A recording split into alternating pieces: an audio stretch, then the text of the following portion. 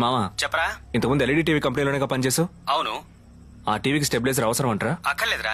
Stabiliser లేకపోతే TV పేలిపోతుందంటగా. ఎవరు చెప్పాడు? ఎవడో మనకి టోపీ పెడుతున్నాడు, జాగ్రత్తగా ఉండు. సరే ఎక్కడున్నావు? ఇదిగో పక్కనే మన టీ కొట్లో. మన కుర్రోళ్ళు ఉన్నారుగా. ఆ, కొంచెం అర్జెంటు, ఇంటికి వస్తావా? ఓకే. ఇప్పుడు చెప్పు,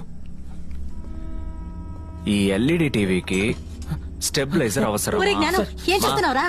నువ్వు ఊరుకోమ్మా, నేను వాణి, మాట్లాడుకుంటాను. నువ్వు లోపలికి వెళ్ళు. రేయ్, నేను కిరాయి గుండానంటరా, చంపేస్తాను. కూర్చో. ఇప్పుడు చెప్పు, ఈ టీవీకి స్టెబిలైజర్ అవసరం అంటరా? అక్కర్లేదు సార్. అవసరం లేని దాన్ని ఇంతమందికి మోసం చేసి అమ్మావు, ఎందుకురా? సార్ మంత్లీ టార్గెట్ సార్, అందుకే. నేను టార్గెట్ అని పరిగెత్తి ఎవరి దగ్గర నుంచో లాక్కొని వస్తే నువ్వు నా దగ్గర నుంచి లాక్కెళ్ళిపోతున్నావు. నన్ను ఎక్కడి నుంచి లాక్కురమ్మంటావు? ఎవరి టార్గెట్ కో నువ్వెందుకు పరిగెడుతున్నావురా? జ్ఞానం, మా, ఏమిట్రా? నేను వాడితో మాట్లాడలేదమ్మా, నాతో మాట్లాడుకుంటున్నాను. వాడు నాలంటోడే కదరా? సార్ అవును సార్. మీలో ఇలాగే ఉంటుందిగా. అవును సార్. మరెందుకురా ఇక్కడి నుంచి తీసుకుపోతున్నావు? శృతి. సార్ ఎందుకు? శృతిరా. హో, నీ సాక్స్ లో బొటన్ వేలుకి చెల్లా, నాకు చిటికెన వేలు.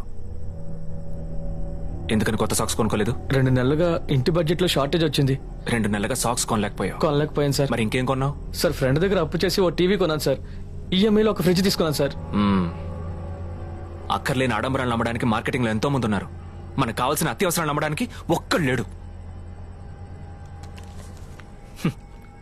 ఏంటిది? సార్ అది ఎనర్జీ డ్రింక్ సార్, ఎండలో తిరుగుతున్నాం కదా సార్. దీన్నే తాగుతారా? సార్ అందులో 8 విటమిన్లు ఉన్నాయట. 12 కెమికల్స్ ఉన్నాయంట.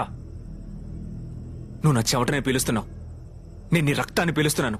ఇది విషం అంట, దీన్నే నేను అమ్ముతున్నాను. రేయ్, ఏమైందిరా? సారేరా, ఎల్ఈడి టీవీకి స్టెబిలైజర్ అమ్మారు. ఎరా, పాల ప్యాకెట్ తీసుకొచ్చి పాడి గదిగా ఇచ్చినట్టు సేల్స్ మ్యాన్ ఇంటికి సేల్స్ చేయడానికి వచ్చావు. నీ బుద్ధి ఇంకెక్కడన్నా చూపించొచ్చుగా. ఎందుకు చెప్పవరా? ఎందుకు చెప్పు? నీకేంటి, ప్రతి నెల ఒక కంపెనీ, నువ్వు పనిచేసే కంపెనీ నెంబర్ 1. నోటికి వచ్చింది చెప్తావు. ఏ వస్తువు అమ్ముతున్నావో నీకు తెలియదు, ఏదో ఒకటి అమ్మేయాలి. ఇదిగో వీడు కష్టపడి మొబైల్ కొనుక్కునే వాడి దగ్గర థెఫ్ట్ ఇన్సూరెన్స్ అని ఎక్స్ట్రా తీసుకుంటున్నాడు. ఆ తర్వాత ఏమన్నావు? ఫోన్ మిస్ అయితే ఎవడు కంప్లైంట్ ఇస్తాడులే, ఒకవేళ ఇచ్చిన 100లో 5 మందే ఇస్తారు, మిగతా 95 మంది ఇచ్చే డబ్బు లాభం అన్నావు కదా. అది విని ఆ రోజు నేను నవ్వాను. రేయ్, మళ్ళా 1,00,000 మంది రోజు ఉదయాన్నే ప్రోడక్ట్ గురించి తెలియకుండా బయలుదేరిపోతున్నారు. ఎవడో ఒకరి తలకి దాన్ని కట్టేయాలి. కానీ మనకు తెలియట్లేదురా, మన మధ్య వాటిని నమ్ముకుంటున్నాం. నేను నీ జేబు నుంచి 10 రూపాయలు తీస్తే ఎవడో నాకు తెలియకుండా నా వెనక జేబు నుంచి 20 రూపాయలు తీస్తున్నాడు. ఇదిగో ఈ వాటర్ ప్యూరిఫైయర్ వీడే ఇచ్చాడు. జీవితాంతో ఏ సమస్య రాదన్నాడు. ప్రతి వారం సమస్య, ఫిల్టర్ మారుస్తూనే ఉన్నాను. ఆ టేబుల్ నాకు కావాలా వద్దా అని అడగకుండా పైనింట్లో ఉంది, కిందింట్లో ఉంది అని తీసుకొచ్చి నాకంటగట్టి వెళ్ళిపోయాడు. ఇలా వస్తువులను తీసుకెళ్లి ఎంబీపీ కాలనీలో సీతమ్మ తారలో అమ్మగలమా? కష్టపడి సంపాదించే డబ్బు ప్రతి నెల 10,000 ఎక్కడికి పోతుందో అనుకున్నాను. అది ఒక్కడు కొట్టేయట్లేదు, 100 మంది కొట్టేస్తున్నారు. కరెక్టరా? మనమంతా కిరాయి గుండాలమే. ఏది ఇక్కడ ఉన్న వాళ్ళలో ఒక్కడు చెప్పండి, అబద్ధం చెప్పకుండా మోసం చేయకుండా వస్తువులు అమ్ముతున్నామని చెప్పండి రా. మనం జీతాలకు ఆశపడి జీవితాలతో ఆడుకుంటున్నాం. ఈ మధ్య తయారు చేసే వాళ్ళకంటే అమ్మే వాళ్ళు ఎక్కువైపోయారు. ఏదిచ్చినా మనం ఎలాగైనా అమ్మేస్తున్నామని వాడు దేన్నైనా ఎలాగైనా తయారు చేయొచ్చని ఫిక్స్ అయిపోయాడు. దేవుడా, నాకొద్దురా ఇలాంటి దిక్కుమాల బతుకు. దానివల్ల వచ్చే డబ్బు నాకొద్దు. ఇది మీ బుర్రకెక్కిందో లేదో, నా బుర్రకెక్కింది. మా వానికి ఫీజు కట్టడానికి డెబిట్ కార్డు ఇచ్చానుగా, దాన్ని లైవ్ దేనికి ఇవ్వమంటుంటే.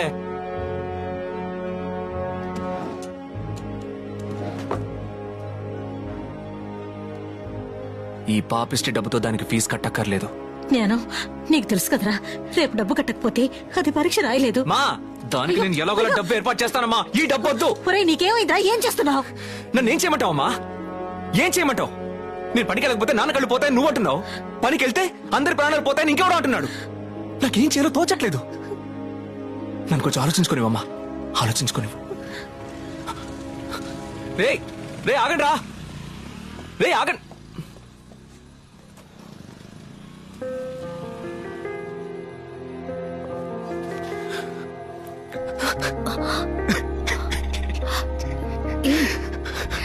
ఏంటి, ఏమైంది? అంత అయిపోయిందండి. నేను కాపాడాలనుకున్న నా ఫ్రెండ్ భాస్కర్ని నేనే చంపేశానంటున్నారు.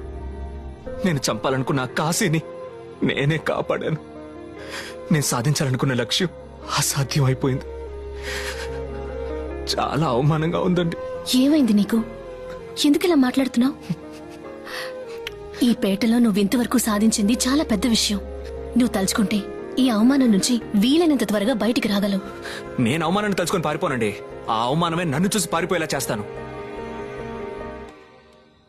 మీకు కావాల్సినంత టైం ఇచ్చాం, కానీ మీరు నంబర్ 1 ఇలా లేరు. నా ప్లాన్ న్యూ ఫ్యాంటసీని నంబర్ 1 చేయడం మాత్రమే కాదు, సాఫ్రన్ ని నా కంపెనీతో విలీనం చేయడం కూడా. విలీనమా? మీరు ఏమంటున్నారు? అదలా సాధ్యం? మా అబ్బాయి సాధ్యమయ్యేలా చేస్తాడు.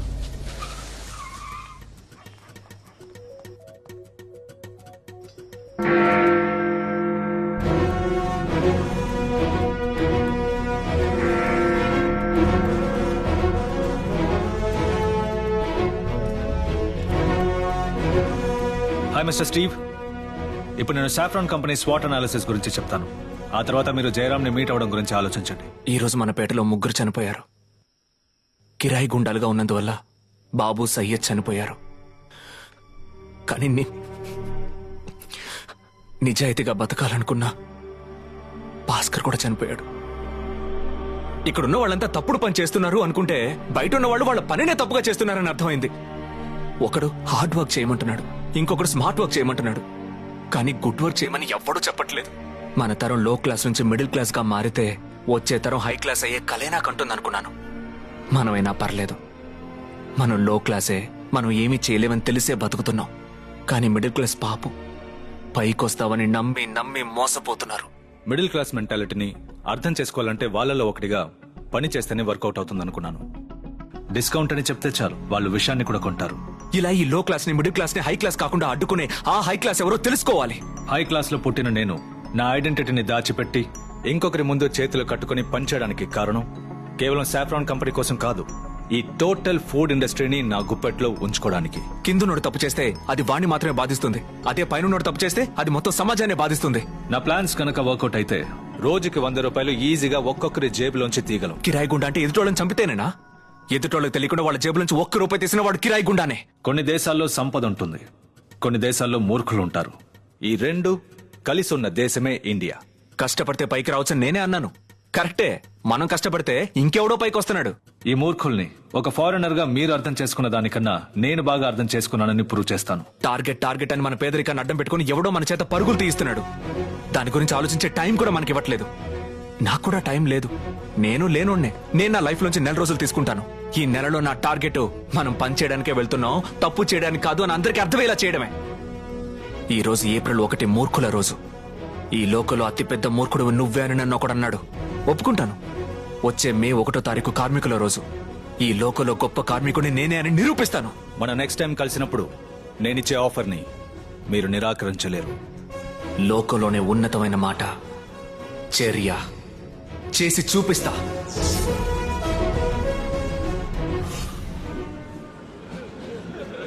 నమ్ముకున్న స్నేహితుడా నన్నిడిచిపోయితివా, నమ్ముకున్న స్నేహితుడా నన్నిడిచిపోయితివా. ఒక్క చోట తింటిమే, ఒక్క చోట పంటిమే, ఒరే ఇద్దరన్న మాటేగా ఒక్కటిగా ఉంటిమే. నేనిప్పుడు బతికి ఉన్నా సచ్చినట్టే.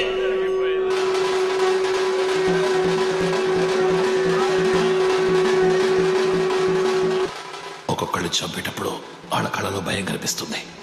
కానీ నేను అన్ని చంపే ముందు వాడి కళ్ళలో భయం కనిపించలా, నిజాయితీ కనిపించింది.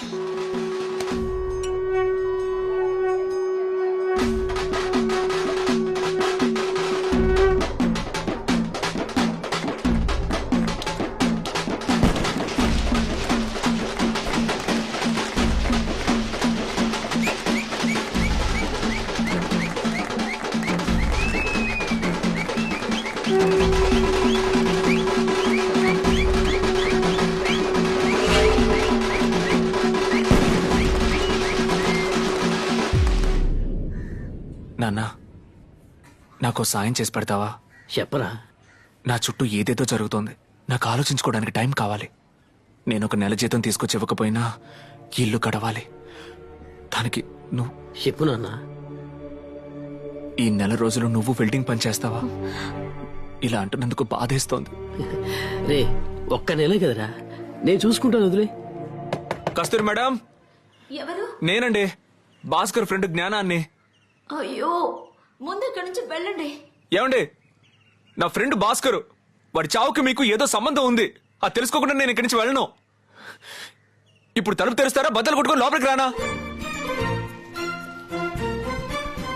మా అబ్బాయికి మీ ఫుడ్ ప్రొడక్ట్స్ అంటే చాలా ఇష్టం. హోమ్ డెలివరీ చేస్తారా? ఏ area madam? HUDA colony. Siddhu, నీకెన్నిసార్లు చెప్పాను మేడం? లోపల ఉండాడుకో. రండి భాస్కర్, చెప్పిన టైం కరెక్ట్ గా వస్తున్నారే. రండి భాస్కర్. ఎలా ఉన్నారు Bhaskar? Madam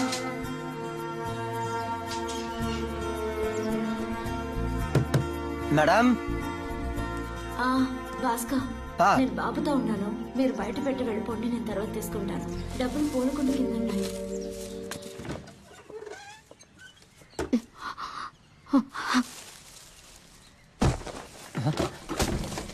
madam madam madam రోజు పిల్లాడికి ఇష్టమని కొంటున్నానని చెప్పారు. ఇప్పుడు చూస్తే పిల్లాడి ఫోటోకు బొట్టు పెట్టుంది. ఇంటి చుట్టూ కెమెరాలు ఉన్నాయి. మీ పరిస్థితి ఇలా ఉంది. ఏం జరుగుతుందండి ఇక్కడ? ఇప్పుడు చెప్తారా? బయటికి వెళ్ళి అందరినీ పిలవనా? నా హస్బెండ్ రోడ్ యాక్సిడెంట్ లో చనిపోయారు. ఇక నేను ఎందుకు బతకాలా అన్న ప్రశ్నకి నా సిద్ధు సమాధానంగా కనిపించాడు. నా సిద్ధు వల్ల నా జీవితంలోకి మళ్ళీ సంతోషం రావడం మొదలైంది. కానీ అది కూడా ఎంతో కాలం సాగలేదు. వాడికి ఒకరోజు ఒంట్లో బాగోలేదు. మామూలు జ్వరం అనుకున్నాను. సిటీ స్కాన్ తీశారు.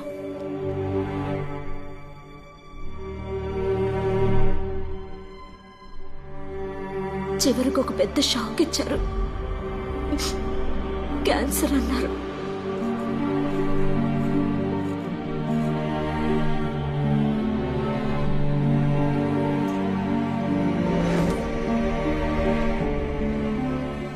నా బిడ్డకి ఎన్ని ట్రీట్మెంట్లు చేసినా ఏది ఫలించలేదు.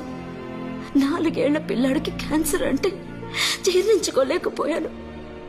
వాడు తిన్న జంక్ ఫుడ్ కూడా కారణం కావచ్చని వాడిని ట్రీట్ చేసిన డాక్టర్స్ అన్నారు. దాని గురించి పూర్తిగా తెలుసుకోవాలి డాక్టర్. మనం టీవీలో చూస్తున్న అన్ని జంక్ ఫుడ్స్ యాడ్ లో చూపిస్తున్నట్టు పళ్ళు, పాలు, గోధుమ ఇలా నేచురల్ ఇంగ్రీడియంట్స్ తో మాత్రమే తయారు చేయడం లేదు. డైలీ మనం తీసుకునే ఏ ఆహారమైనా జ్యూసు, నూడిల్స్, బిస్కెట్స్ ఇలా అన్ని ఆహార పదార్థాలని రకరకాల రసాయనాలు కలిపే తయారు చేస్తున్నారు. మనం అనుకుంటున్నట్టు పిల్లలు ప్రతి ఫుడ్ ని నాలుకతో రుచి చూసి పదే పదే నాకు అదే కావాలని అడగడం లేదు. ఈ ఫుడ్ టేస్ట్ పిల్లలకి కళ్ల ద్వారా లోపలికి వెళ్తోంది. మీడియాలో చూసి వాళ్లకు నచ్చిన సెలబ్రిటీస్ చెప్పేవన్నీ విని, అంతేకాకుండా ఫ్రీ గిఫ్ట్స్, టాటూస్ లాంటి వాటికి ఆశపడి ఇవన్నీ మెదడులోకి వెళ్లి నాటుకుపోయి ఆ మెదడిచ్చే కుతూహలంతోనే కావాలి కావాలి అని అడుగుతున్నారు. ఈ ప్రొడక్ట్స్ లో కలర్ కోసం, టేస్ట్ కోసం త్వరగా చెడిపోకూడదని ఎన్నో రకాల కెమికల్స్ కలుపుతున్నారు. కానీ కొన్ని కంపెనీస్ మాత్రం అతిగా లాభాన్ని ఆశించి వీటిని ఎక్కువ శాతం కలుపుతున్నారు. పిల్లలు రోజు బ్రెడ్ మాత్రమే తింటున్నారా? జామ్ తింటున్నారు, నూడిల్స్ తింటున్నారు, బిస్కెట్స్ తింటున్నారు, జ్యూసులు కూడా తాగుతున్నారు. ఇలా ప్రతి దాంట్లోనూ రకరకాల కెమికల్స్ ఉన్నాయి. ఇవన్నీ ఆ పిల్లాడి కడుపులోకి వెళ్లి ఒకదాంతో ఒకటి కలిసినప్పుడు అది ఆహారంగా ఉంటుందో విషంగా మారుతుందో ఆలోచించండి. ఈ రోజు ఇండియాలో పిల్లల క్యాన్సర్ వ్యాధి పట్టికలో మన తెలుగు రాష్ట్రాలు ముందు వరుసలో ఉన్నాయి. మన తరాన్ని, మన తర్వాతి తరం అంతరించిపోయే దృశ్యాన్ని చూసే దురదృష్టకరమైన తరం అని అంటున్నారు. నాకు జరిగిన అన్యాయానికి న్యాయం దొరకాలి. అందుకు కారణమైన సాఫ్రాన్ కంపెనీ మీద కేసు పెట్టాను. మా కంపెనీ ప్రొడక్ట్స్ తినడం వల్లే మీ వాడికి క్యాన్సర్ వచ్చిందంటే మేము ఖచ్చితంగా ఒప్పుకోలేమండి. మీ వాడు చదువుకున్న స్కూల్లో ఏదైనా తినుండొచ్చు, మీ ఏరియా వాటర్ వల్ల కూడా ఏదైనా ప్రాబ్లం వచ్చి ఉండొచ్చు. అంతెందుకు మీరు కట్టుకున్న సింథటిక్ శారీ కూడా ఒక కారణం అయి ఉండొచ్చు. నా బిడ్డ సాఫ్రాన్ ప్రొడక్ట్స్ తిన్నందువల్లే చనిపోయాడు అనడానికి కావాల్సిన ఆధారాలు లేవని కేసు క్లోజ్ చేసేశారు. అప్పుడు నిర్ణయించుకున్నాను నన్నే ఆధారంగా మార్చుకోవాలని. ఏ విషయాన్ని తిని నా బిడ్డ చనిపోయాడో అదే విషయాన్ని నేను 3 పూట్ల తిని ఆధారంగా మారుతాను. మన జీవరాశుల్లో ఏర్పడే మార్పులను ట్రాక్ చేయడానికి 120 రోజులు పడుతుందన్నారు. నా పోరాటము 120 రోజులే. లేదా నేనెన్ని రోజులు తట్టుకుంటానో అన్ని రోజులు. నన్ను 24/7 మానిటర్ చేయడానికి సర్వేలెన్స్ కెమెరా ఫిక్స్ చేశాను. సాఫ్రాన్ ప్రొడక్ట్స్ డోర్ డెలివరీ చేయడానికి కూడా మనిషిని ఏర్పాటు చేశాను. ఈ రోజు ఫస్ట్ డే.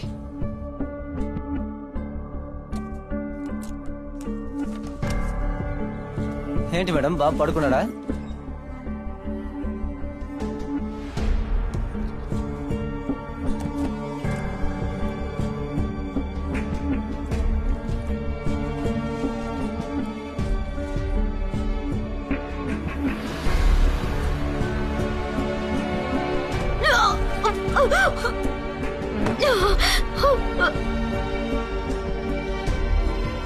ఈరోజు ఫస్ట్ డే.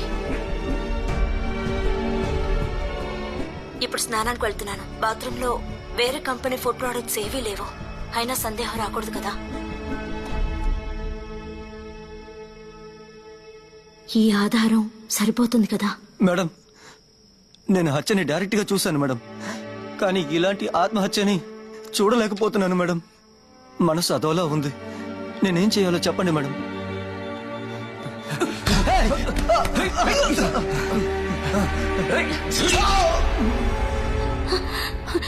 నాకు సాయం చేయాలనుకున్న భాస్కర్ని చంపేశారా? ఏం సొసైటీ ఇది? బిడ్డకు అమ్మ చేతే విషం పెట్టేలా చేసేసారే. నా బిడ్డ బిస్కెట్ ఇవ్వు, జామ్ ఇవ్వు అని అడిగినప్పుడల్లా నా చేత్తోనే తినిపించానే. ట్రైన్లో మొత్తం బిస్కెట్లు ఇస్తారని జాగ్రత్తగా ఉండొచ్చు, కానీ ఉన్నవన్నీ మొత్తం బిస్కెట్లు అయితే పిల్లలు మాత్రం ఏం చేయగలరు? ఈసారి సాఫ్రాన్ కంపెనీకి శిక్ష పడేంత వరకు వదలను. నాకు అర్థమైందండి. నా మనసులో మాటను మీకు చెప్పలేకపోతున్నాను, కానీ వీటన్నిటిని మీరు తినడం ఇదే ఆఖరి రోజు. రేపటి నుంచి మిమ్మల్ని తిననివ్వనండి. రేపే దీనికో పరిష్కారంతో వస్తాను.